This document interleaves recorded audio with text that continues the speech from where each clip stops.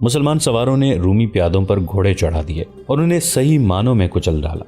جہاں جگہ کشادہ تھی وہاں رومیوں نے مقابلہ کیا، لیکن مورخوں کے مطابق یوں بھی ہوا کہ گرد و غبار میں رومیوں نے رومیوں کو ہی کاٹ دیا، اپنے پرائے کی پہچان نہ رہی۔ یہ بڑا خوفناک معرکہ تھا، بڑی بھیانک لڑائی تھی۔ یہ رومیوں، عیسائی عربوں اور ان کے اتحادی قبیلوں کا قتل عام تھا۔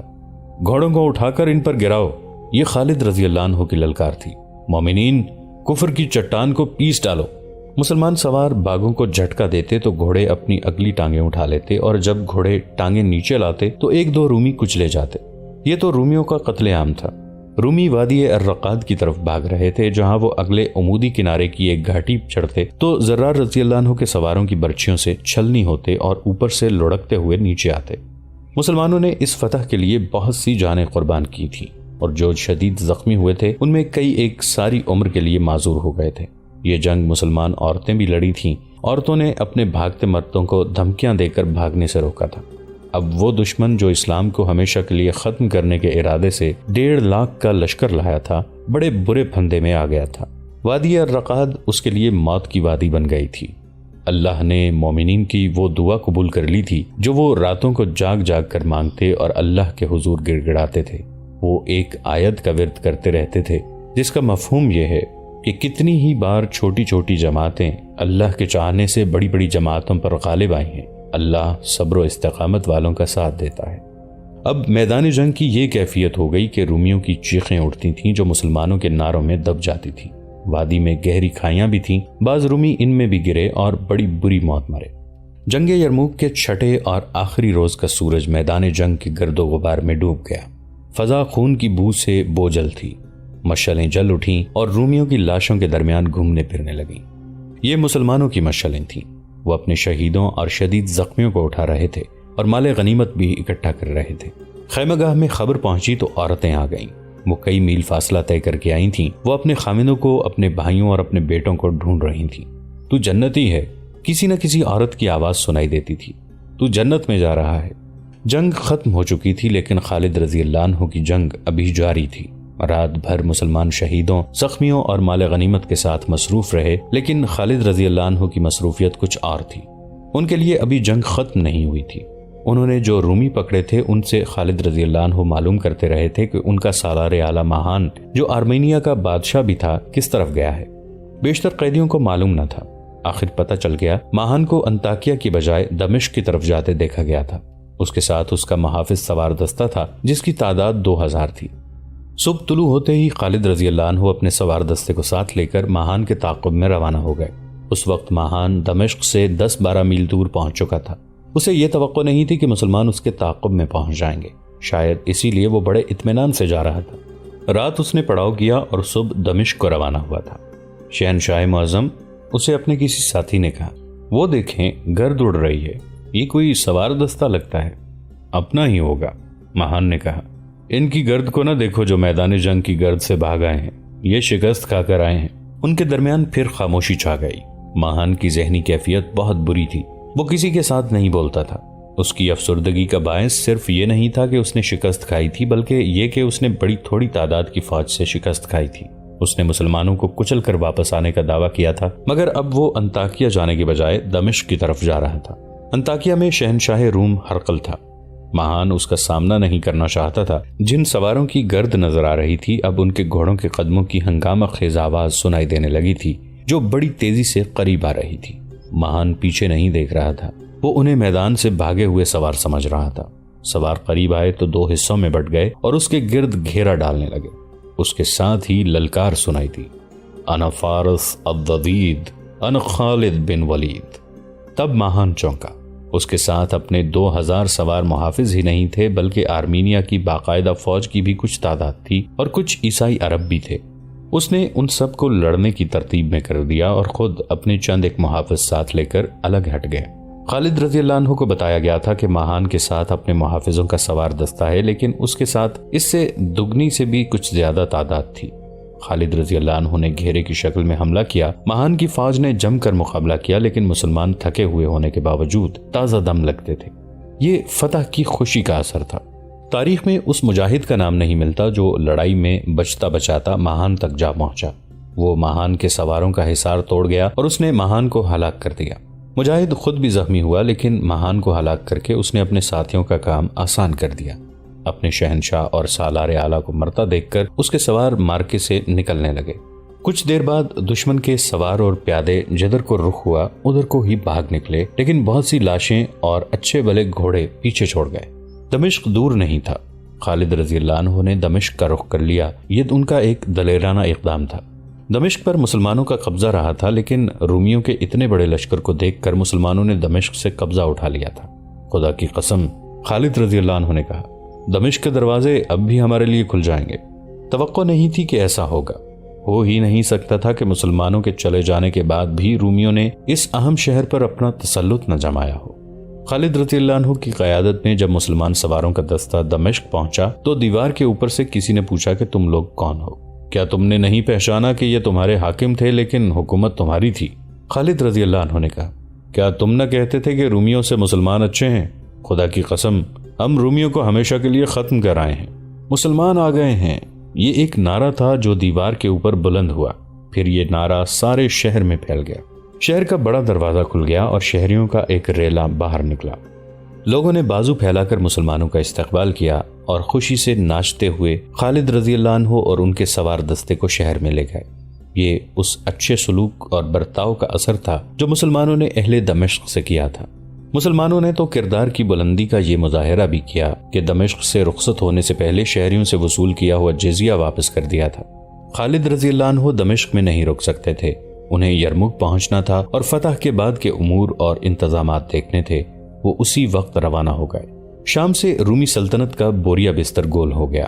چند دنوں بعد شہنشاہ ہرقل انطاکیہ سے رخصت ہوا۔ اس کا ٹھکانہ اب قسطنطنیہ تھا۔ دو مورخوں بلازری اور طبری نے لکھا ہے کہ شہنشاہ ہرقل جب انطاکیہ سے روانہ ہوا تو اس نے کچھ دور جا کر رک کر اور پیچھے مڑ کر دیکھا۔ اے ارض شام، اس نے آہ لے کر بوجھل سی آواز میں کہا، اس بد نصیب کا آخری سلام قبول کر جو تجھ سے جدا ہو رہا ہے۔ اب رومی ادھر آئے بھی تو ان پر تیرا خوف سوار ہوگا۔ کتنا خوبصورت ملک دشمن کو دیے جا رہا ہوں۔ جنگ یرموک پر ہر دور کے جنگی مبصروں نے کچھ نہ کچھ لکھا ہے۔ اس پر سب متفق ہیں کہ یہ جنگ خالد رضی اللہ عنہ کی عقل سے جیتی گئی تھی اور یہ کامیابی کارگر چالوں سے حاصل کی گئی تھی۔ اس جنگ میں 4000 مومنین شہید ہوئے اور زخمی تقریباً سبھی ہوئے۔ خود خالد رضی اللہ عنہ زخمی تھے۔ رومیوں کی اموات 1,00,000 سے زیادہ بتائی جاتی ہیں، لیکن مورخوں کی اکثریت 70,000 پر متفق ہے۔ سلطنت اسلامیہ شام تک پھیل گئی۔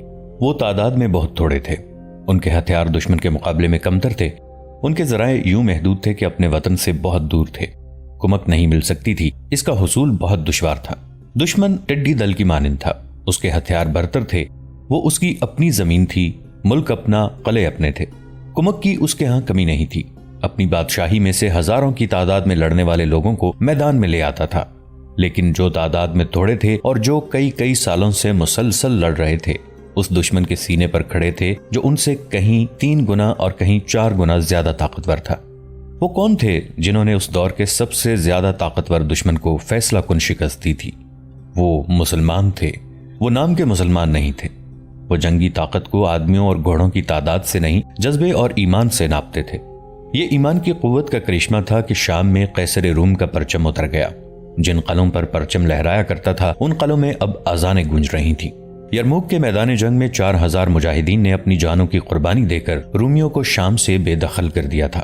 شہنشاہ ہرقل جو ایک جابر جنگجو تھا اور اپنی فوج کو ایک ناقابل تسخیر فوج سمجھتا تھا، اس حالت میں شام کی سرحد سے نکلا تھا کہ اس نے جوابی حملے کی سوچنے کی بجائے ذہنی طور پر شکست تسلیم کر لی تھی۔ اس کی فوج کے بھاگنے کا انداز کسی منظم اور طاقتور فوج جیسا نہیں تھا۔ اس فوج کی آدھی نفری ماری گئی، زخمیوں کا کچھ حساب نہ تھا، اور جو اب بھاگنے کے قابل تھے وہ افراد میں بکھر کر بھاگے۔ ان میں سے زیادہ تر نے بیت المقدس میں جا پناہ لی۔ اس وقت بیت المقدس ایلیا کہلاتا تھا۔ یہ آخری قلعہ تھا جو رومیوں کے ہاتھوں میں رہ گیا تھا۔ 2-4 اور قلعے بھی تھے جو ابھی رومیوں کے پاس تھے، لیکن یہ بیت المقدس جیسے بڑے نہیں تھے۔ ان کے اندر مسلمانوں کی دہشت پہنچ چکی تھی۔ مورخ لکھتے ہیں کہ شہریوں نے دیکھا کہ رومیوں کا سورج غروب ہو رہا ہے تو انہوں نے قیصر روم کی فوج کو اپنے تعاون سے محروم کر دیا۔ مسلمانوں کے متعلق ان کی یہ رائے پہنچی تھی کہ مسلمان میدان جنگ میں سراپا قہر اور مانند فولاد ہیں اور حکمران کی حیثیت میں وہ ریشم جیسے نرم ہیں۔ ان قلعوں کو سر کر لیا گیا۔ کہیں ذرا سی مزاحمت ہوئی جو مسلمانوں کو روک نہ سکی اور باقی قلعوں کے دروازے بغیر مزاحمت کے کھل گئے۔ شہریوں نے مسلمانوں کا استقبال کیا اور جزیہ ادا کیا۔ البتہ بیت المقدس ذرا بڑا شہر تھا اور یہ شہر قلعہ بند تھا۔ قلعہ مضبوط تھا، اسے سر کرنا دشوار نظر آ رہا تھا۔ بیت المقدس میں رومی سالار اطربون تھا، جس کے متعلق مورخوں نے لکھا ہے کہ فن حرب و ضرب میں ہرقل کا ہم پلہ تھا۔ بعض مورخوں نے اسے ہرقل کا ہم رتبہ بھی کہا ہے۔ مسلمانوں کے جاسوس بیت المقدس تک پہنچے ہوئے تھے۔ ان کی لائی ہوئی اطلاعوں کے مطابق ارطبون جابر اور بے خوف سالار تھا اور وہ مرتے دم تک لڑنے والا جنگجو تھا۔ بیت المقدس کے دفاع میں اسے آخری دم تک لڑنا ہی تھا، کیونکہ اس خطے میں رومیوں کا یہ آخری مضبوط قلعہ تھا۔ ایک مقام اور بھی تھا جو خاصا اہم تھا، یہ تھا قیساریہ۔ اس کا قلعہ بھی مضبوط تھا۔ اس وقت مسلمان جابیہ کے مقام پر خیمہ زن تھے۔ یرموک کی جنگ کے بعد وہ جابیہ چلے گئے تھے۔ زخمیوں کی تعداد غیر معمولی تھی اور جو زخمی نہیں تھے وہ لڑنے کے قابل نہیں رہے تھے۔ وہ تو پہلے ہی تھکن سے چور تھے۔ جنگ یرموک نے ان کے جسموں کا دم خم توڑ دیا تھا۔ انہیں آرام کی ضرورت تھی اور زخمیوں کی مرہم پٹی اس سے زیادہ ضروری تھی۔ ان کے زخم ٹھیک ہونے کا انتظار کرنا تھا۔ انتظار خطرناک ہو سکتا تھا۔ خطرہ یہ تھا کہ رومی ایک جنگجو قوم تھی۔ شکست تو انہیں فیصلہ کن ہوئی تھی، لیکن وہ اتنی جلدی اور اتنی آسانی سے شکست کو تسلیم نہیں کر سکتے تھے۔ زیادہ پریشانی تو بیت المقدس کے متعلق تھی، جہاں اطربون جیسا جری اور قابل سالار موجود تھا، لیکن رومیوں کے کچھ دستے بکھرے ہوئے تھے۔ جاسوس اطلاعیں دے رہے تھے کہ بعض جگہوں پر رومیوں کے سالار موجود تھے۔ ابو عبیدہ رضی اللہ عنہ اور دیگر مسلمان سالار یہ خطرہ محسوس کر رہے تھے کہ رومی جوابی حملہ کریں گے۔ میرے رفیقو، ابو عبیدہ رضی اللہ عنہ نے اپنے سالاروں سے کہا، رومی حملہ ضرور کریں گے، لیکن ان میں اتنا بھی دم خم نہیں ہے کہ وہ فوری طور پر حملہ کر سکیں۔ اس کے علاوہ اس طرح دور دور بکھر گئے ہیں کہ انہیں اکٹھا ہونے کے لیے بھی وقت چاہیے۔ حقیقت بھی یہی تھی کہ جس طرح مسلمانوں میں ایک ہلکا سا مارکا لڑنے کی سکت نہیں رہی تھی، اسی طرح رومیوں میں بھی لڑنے کا دم خم نہیں رہا تھا۔ جیسا کہ ہم پہلے بتا چکے ہیں کہ 1.5 لاکھ میں 70,000 رومی مارے گئے تھے اور جو باقی بچے تھے ان میں زیادہ تر زخمی تھے۔ جاسوسوں کی اطلاعیں یہ تھیں کہ رومی کہیں بھی جوابی حملے کے لیے منظم نہیں ہو رہے، لیکن وہ جہاں جہاں بھی ہیں وہاں دفاعی جنگ لڑنے کے لیے تیار ہیں۔ اکتوبر 636 عیسوی بمطابق شعبان 15 ہجری کے ایک دن سالار اعلیٰ ابو عبیدہ رضی اللہ عنہ نے اپنے سالاروں کو بلایا۔ میرے رفیقو، ابو عبیدہ رضی اللہ عنہ نے کہا، زیادہ تر زخمی مجاہدین لڑنے کے قابل ہو گئے ہیں، لشکر نے بھی آرام کر لیا ہے، ہم اب اس قابل ہیں کہ آگے پیش قدمی کریں۔ 2 جگہیں ہیں جن پر قبضہ کرنا بہت ضروری ہے، ایک تو قیساریہ ہے اور دوسری جگہ ہے بیت المقدس۔ کیا تم بتا سکتے ہو کہ ان دونوں جگہوں میں سے کس پر ہم پہلے حملہ کریں؟ اس مسئلے پر جب بحث شروع ہوئی تو سالاروں میں اختلاف پیدا ہو گیا۔ بعض کا خیال تھا کہ یہ 2 جگہیں دفاع کے لحاظ سے مضبوط ہیں، اس لیے ان پر یکے بعد دیگرے حملہ کیا جائے۔ کچھ یہ کہتے تھے کہ دونوں مقامات کو بیک وقت محاصرے میں لے لیا جائے۔ ابو عبیدہ رضی اللہ عنہ ان کے درمیان فیصلہ نہ کر سکے۔ کیا یہ بہتر نہیں ہوگا کہ ہم امیر المومنین سے پوچھیں کہ ہمیں قیساریہ اور بیت المقدس میں سے کس جگہ کو پہلے محاصرے میں لینا چاہیے؟ ابو عبیدہ رضی اللہ عنہ نے کہا، میں تم سب کے جذبے اور ایثار کی قدر کرتا ہوں، اس کا اجر تمہیں اللہ دے گا۔ میں کسی کی حوصلہ شکنی اپنی زبان سے نہیں کروں گا۔ الحمدللہ دشمن اس خطے سے بھاگ رہا ہے، لیکن ہمیں اپنی فتح کو مکمل کرنا ہے۔ میں یہی بہتر سمجھتا ہوں کہ ہم قاصد کو مدینہ بھیج کر امیر المومنین کا حکم لے لیں۔ تمام سالاروں نے ابو عبیدہ رضی اللہ عنہ کی تائید کی اور اسی وقت ایک تیز رفتار قاصد کو مدینہ اس پیغام کے ساتھ روانہ کر دیا، بسم اللہ الرحمن الرحیم۔ امیر المؤمنین حضرت عمر بن خطاب رضی اللہ عنہ کی خدمت میں سالار اعلیٰ برائے شام ابو عبیدہ رضی اللہ عنہ بن الجراح کی طرف سے، سب تعریفیں اللہ کے لیے ہیں اور اطاعت اللہ کے رسول محمد صلی اللہ علیہ وآلہ وسلم کی ہے۔ اللہ نے ہمیں جس فتح سے نوازا ہے وہ ہماری آئندہ نسلوں پر اس کی ذات کا بہت بڑا احسان ہے۔ تمام فتوحات کی اطلاعیں مال غنیمت مدینہ بھیجی جاتی رہی ہیں۔ اب ہم جابیہ کے مقام پر آرام کی غرض سے رکے ہوئے ہیں۔ الحمدللہ زخمی بہت بہتر ہو چکے ہیں۔ اب ضرورت یہ ہے کہ ہم آگے بڑھیں اور رومیوں کو شام کی سرزمین سے ہمیشہ کے لیے بے دخل کر دیں۔ ہمارے لیے یہ فیصلہ کرنا آسان نہیں کہ ہم قیساریہ اور بیت المقدس میں سے کون سی جگہ کا انتخاب کریں۔ کیا امیر المؤمنین ہماری رہنمائی کریں گے؟ وہاں سے مدینہ کا سفر کم و بیش 1 ماہ کا تھا۔ قاصد کے جانے اور آنے میں کم سے کم 20 روز درکار تھے۔ ان دنوں میں زخمی مجاہدین مزید بہتر ہو گئے اور جو زخمی نہیں تھے انہیں آرام اور تیاری کے لیے مزید وقت مل گیا۔ بیت المقدس کے اندر کے ماحول پر جہاں شکست کی افسردگی، شرمساری اور دہشت طاری تھی، وہاں جوش و خروش بھی پایا جاتا تھا۔ یہ جوش و خروش رومی سالار اطربون کا پیدا کرتا تھا۔ وہ ابھی مسلمانوں کے مقابلے میں نہیں آیا تھا۔ اس نے سنا تو تھا اور بڑی اچھی طرح سنا تھا کہ رومی فوج کسی بھی میدان میں مسلمانوں کے مقابلے میں جم نہیں سکی، لیکن اطربون نے اپنے آپ پر یہ وہم طاری کر لیا تھا کہ وہ مسلمانوں کو بیت المقدس میں شکست دے دے گا۔ اس نے مسلمانوں کا مقابلہ کرنے کے لیے پلان بنانا شروع کر دیے اور اس سلسلے میں ایک روز قیصاریہ چلا گیا۔ قیصاریہ میں اس نے وہاں کے سالار اور فوج کی خوفزدگی کے عالم میں دیکھا۔ معلوم ہوتا ہے تم نے لڑنے سے پہلے شکست تسلیم کر لی ہے، اطربون نے قیصاریہ کے سالار سے کہا، اور میں تمہیں مسلمانوں کو شکست دینے کے لیے تیار کرنے آیا ہوں۔ اگر ہرقل بھاگ گیا ہے تو ہم بھی مقابلے میں نہیں ٹھہر سکتے۔ قیصاریہ کے سالار نے کہا، فوج جو میرے پاس ہے اس پر ان سپاہیوں کا اثر ہو گیا ہے جو یرموک سے بھاگ کر یہاں آئے ہیں۔ وہ ابھی تک آ رہے ہیں، نہ جانے کہاں کہاں بھٹک کر آ رہے ہیں۔ ان کے چہروں پر، آنکھوں میں اور باتوں میں خوف نمایاں ہے۔ بزدل، اطربون نے نفرت سے کہا، لڑائیوں سے بھاگے ہوئے سپاہی اور سالار بھی ایسی ہی باتیں کیا کرتے ہیں۔ وہ اپنے دشمن کی فوج کو جنات اور بدروحوں کی فوج ثابت کرتے ہیں جس کا وہ مقابلہ کر ہی نہیں سکتے تھے۔ کیا تم مجھے یہ مشورہ دینا چاہتے ہو کہ ہرقل کی طرح ہم بھی مسلمانوں کے آگے ہتھیار ڈال دیں؟ تمہاری عقل پر ایسا پردہ پڑ گیا ہے کہ تم یہ سوچنے کے بھی قابل نہیں رہے کہ ہرقل کی غیر حاضری میں میرا حکم چلتا ہے اور تم میرے حکم کے پابند ہو۔ ہم لڑیں گے۔ میں نے آپ کو فوج کی ذہنی حالت بتائی ہے، قیصاریہ کے سالار نے کہا، یہ نہیں کہا کہ ہم بھاگ جائیں گے۔ آپ حکم دیں، فوج منہ موڑ جائے گی تو بھی آپ مجھے میدان جنگ میں ہی دیکھیں گے۔ فوج کو لڑانا تمہارا کام ہے، اطربون نے کہا۔ تم نے باقی جو کچھ کہا ہے یہ بڑ ہنکی ہے۔ فارسیوں نے بھی ان عربی مسلمانوں کو عرب کے بدو اور صحرائی قزاق کہا تھا۔ ہرقل اور اس کے سالار بھی یہی کہتے مسلمانوں کے ہاتھوں مارے گئے کہ کسی ایک بھی مسلمان کو زندہ واپس نہیں جانے دیں گے۔ حکم یہ ہے اور یہ موجودہ صورتحال کا تقاضا ہے کہ اپنی فوج کو لڑنے کے لیے تیار کرو۔ مسلمان ایلیا پر حملہ کریں گے۔ تمہارا کام یہ ہوگا کہ جب وہ ایلیا کو محاصرے میں لے لیں تو تم آ کر انہیں محاصرے میں لے لو۔ تمہارے پاس فوج کی کمی نہیں۔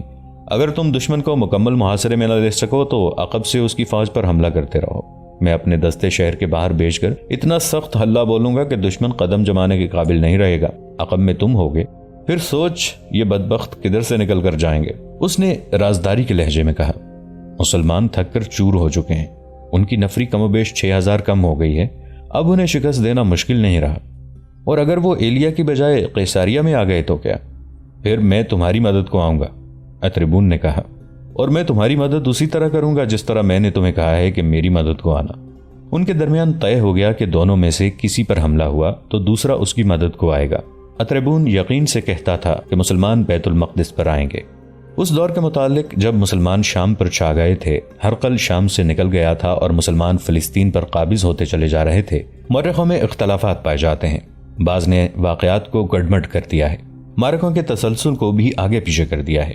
کہیں کہیں اموات میں مبالغہ آرائی ملتی ہے۔ رومیوں اور مسلمانوں کی نفری بھی صحیح نہیں لکھی۔ افسوس سے کہنا پڑتا ہے کہ اکثر غیر مسلم مورخوں نے صحیح واقعات پیش کیے ہیں اور مسلمانوں کو خراج تحسین بھی پیش کیا ہے، لیکن بعض مسلمان مورخوں اور بعد کے تاریخ نویسوں نے اپنے اپنے فرقے کے عقیدوں کے مطابق تعصب کا مظاہرہ کیا ہے اور واقعات کو خلط ملط کر دیا ہے، اور جو تعصبات آج ان جانبدار تاریخ نویسوں کے ذہنوں میں بھرے ہوئے ہیں وہ انہوں نے خلفائے راشدین اور مجاہدین کے چہروں پر مل دیے ہیں۔ مثلاً امیر المومنین حضرت عمر رضی اللہ عنہ نے خالد رضی اللہ عنہ کو معزول کر کے مدینہ بلا لیا تھا۔ ہم اس کی وجوہات آگے چل کے بیان کریں گے، لیکن چند ایک تاریخ نویسوں نے یہ ثابت کرنے کی کوشش کی ہے کہ امیر المومنین عمر رضی اللہ عنہ کے دل میں خالد رضی اللہ عنہ کے خلاف ذاتی رنجش کی بنا پر بغض اور کینہ بھرا ہوا تھا۔ اس سے یہ تاریخ نویس یہ ثابت کرنا چاہتے ہیں کہ عمر رضی اللہ عنہ کا کردار اتنا عظیم نہیں تھا جتنا بتایا جاتا ہے۔ ہم چونکہ خالد رضی اللہ عنہ بن ولید سیف اللہ کی زندگی کی کہانی سنا رہے ہیں، اس لیے ہم ان جنگوں اور دیگر حالات کا زیادہ ذکر نہیں کریں گے جن کا تعلق خالد رضی اللہ عنہ کے ساتھ نہیں۔ اگر مورخوں اور بعد کے تاریخ نویسوں کی تحریروں کی چھان بین کی جائے تو سوائے الجھاؤ کے کچھ بھی حاصل نہیں ہوتا۔ مثلاً ایک تو یہ پتہ چلتا ہے کہ سالار اعلیٰ ابو عبیدہ رضی اللہ عنہ نے امیر المؤمنین عمر رضی اللہ عنہ سے بذریعہ قاصد پوچھا تھا کہ وہ قیصاریہ کی طرف توجہ دیں یا بیت المقدس کی طرف۔ دوسری طرف کچھ ایسے تاریخ نویس ہیں جو لکھتے ہیں عمرو رضی اللہ عنہ بن العاص نے امیر المؤمنین کو پیغام بھیجا تھا کہ بیت المقدس پر چڑھائی کریں یا نہ کریں۔ دوستو، آج کے لیے اتنا ہی۔ اسی کہانی کی اگلی قسط کے ساتھ بہت جلد حاضر ہوں گے۔ نیچے کامنٹ سیکشن میں اپنی رائے کا اظہار ضرور کیجیے گا۔ ہمارے اس چینل کو سبسکرائب کر کے نیچے موجود بیل آئیکن کو بھی ضرور کلک کیجیے گا۔ اگلی ملاقات تک کے لیے ہمارا اور آپ کا اللہ نگہبان۔